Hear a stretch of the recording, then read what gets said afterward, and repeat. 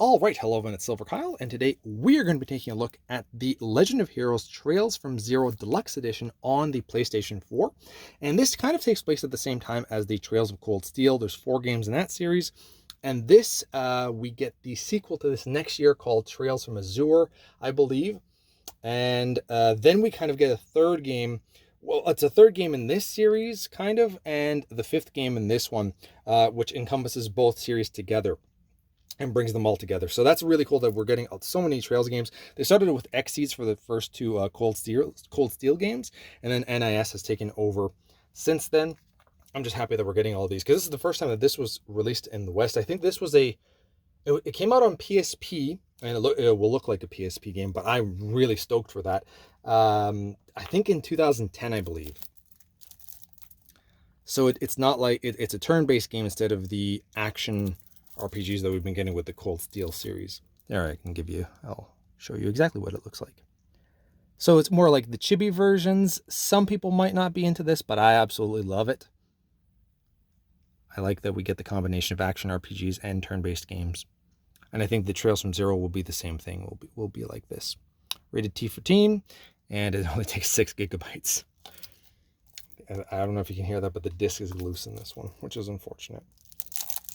So I'm definitely going to be, like, I've never played any of the Trails of Cold Steel games, but I'm going to start with Zero. And then, honestly, there's also Trails from the Sky.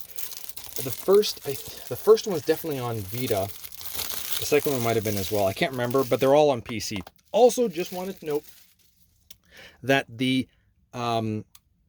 this is also on Switch and PC, and technically those are the superior versions, because it was somebody else that took care of the PS4 version and porting it over to the PS4, and then there was somebody else that worked on the Switch and PC together, and there's technically more quality of life features in the Switch version. I looked at what they weren't that exciting to me, so I was okay with getting it on the PlayStation 4.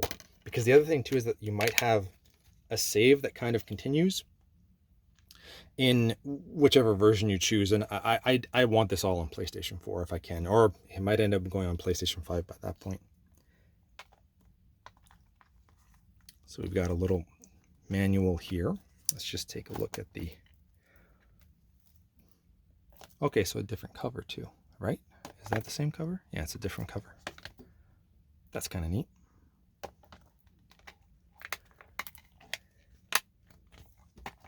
All right, let's just, okay.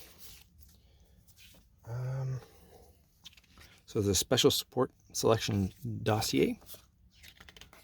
The following pages may contain spoiler material, so just be warned. If you don't want, stop the video right now, but there might be spoilers here. I'm not even going to try to look at it. I'm just going to turn the pages. I'm looking at it. I got tempted. I'm looking at it through the camera, so it's not as spoilery. I mean, there was characters. That wasn't crazy to me. And then there's some, I guess, merchandise? I don't know. There's a Songs of the City State download. I'm probably not even going to download that, honestly. And something else here. And that's pretty much it. And there you have it.